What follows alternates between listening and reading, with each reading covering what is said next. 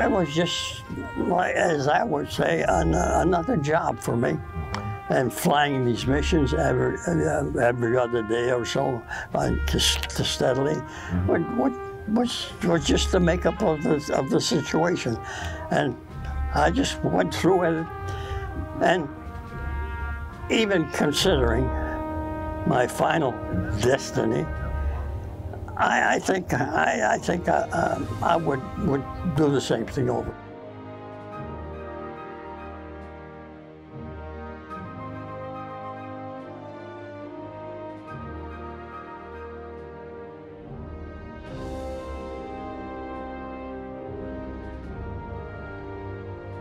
Well, I was 19 when I enlisted, and if I were that age again, I don't think anything would change. It wouldn't change.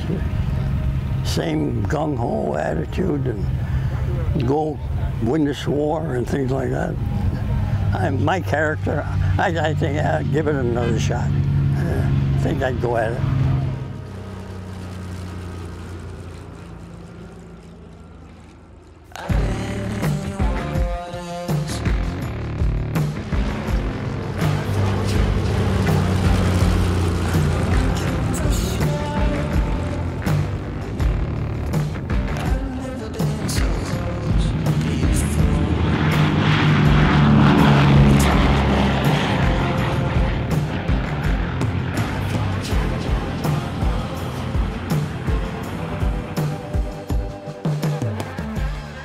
My name is Peter Treichler. This airplane is the movie Memphis Belle. It's a G model B-17 Flying Fortress converted over to look like an F model, and it was used in the movie Memphis Belle that was cast, I think it was like in 1990 or 91. So that's the crew of the Memphis Belle, huh? They're just ordinary men, Colonel. They fly 24 missions without a scratch. That doesn't sound very ordinary to me. Bombardier checking in. Assume positions for takeoff. It was a time when boys became soldiers. Sir, that's the Third Reich down there. I've been flying this particular airplane, the movie Memphis Belle, for a little over a year.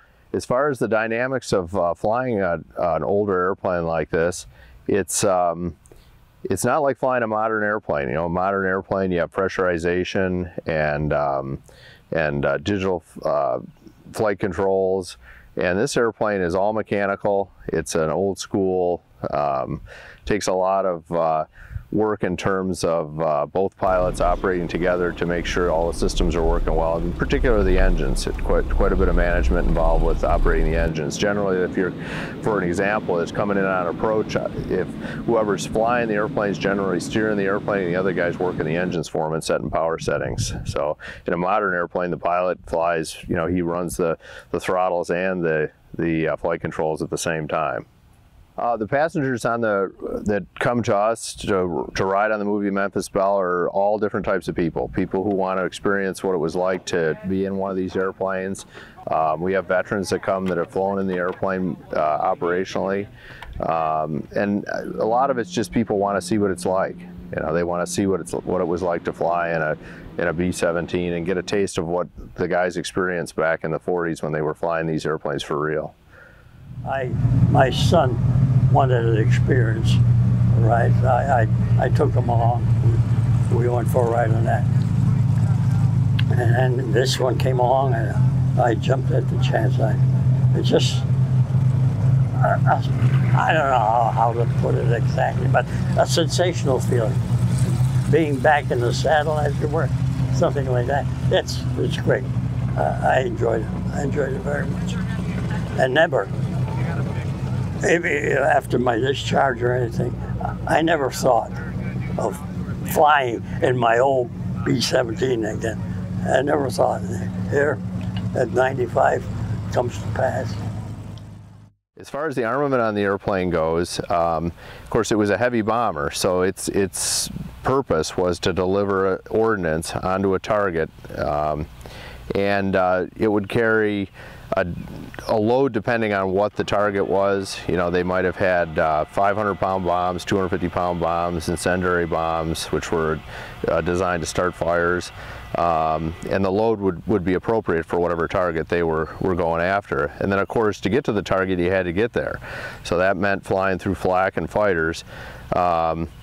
And as far as defending themselves against the fighter opposition, the airplane had several 50 caliber machine guns located around the airplane in either turrets or singly operated guns. And they had dedicated crew members like the waist gunners, that was pretty much their primary job, and same with the tail gunner. And then other guys had multiple jobs, like the flight engineer. He also ran the top turret. They had a dedicated ball turret. The navigator and the bombardier had twin or 50s to operate up front as well. So when they were in the combat area, they were very busy doing multiple jobs, either navigating or trying to get the bombs on target as well as defending the airplane. And they flew in large groups so they had overlapping fields of fire, which allowed them to defend themselves against incoming fighters. And it was a very hazardous deal to try to get at these airplanes, flying through those formations of, you know, upwards of 500, 600 bombers to try to shoot them down.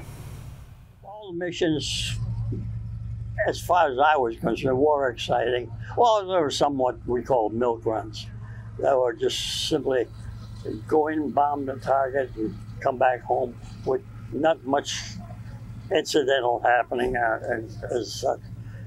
But for the most part, our excitement and dread, if you want to call it that, when we were out on a mission, was actually the flak and the fighters, how many and how often, things like that.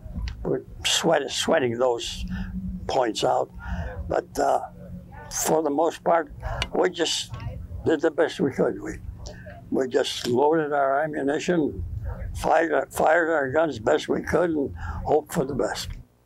The dreadful memory of that last one, where we were actually shot down. And that, of course, nobody could help, except the German pilot that shot us down. We had, of course, the 20 millimeter cannon shell that exploded right in the plane. Then there it hit some oxygen tanks too, burst into flame. Ship caught fire. And at that time, most of the crew was killed at that time too, in that blast. But I was fortunate. I was just, to say, I was hit lightly, let's say. Of course, I lost my eyes, but otherwise, limbs and body and everything else still functioning. I like the good. Still in pretty good shape for an old man. Crew members on the airplane, there was generally 10. You had a bombardier, navigator, pilot, co-pilot, engineer, radio operator, 2 waist gunners, and a ball turret gunner and a tail gunner. A passenger on the airplane, we usually go out for about a 30-minute ride on a nice beautiful day like this, especially on a morning like this. It's going to be a nice smooth ride, and they're going to get to experience the sights and sounds of what it was like to fly in a B-17. So everybody's going to get a passenger briefing. They're going to board up, and we start the engines, which is, especially if you're up in the front of the airplane, it's really interesting to watch how we coordinate everything to get the airplane started. You know, it's a lot of smoke and rumbling, and then we get her all tuned up and run nice and smooth. We taxi out and we'll take off, and we'll do a nice leisurely 30-minute flight around the area at the air show here. And if people come up here to fly, it's kind of a nice time of year. We go out over to Letchworth Park and fly around the local area up the lake over there, and then come back and land.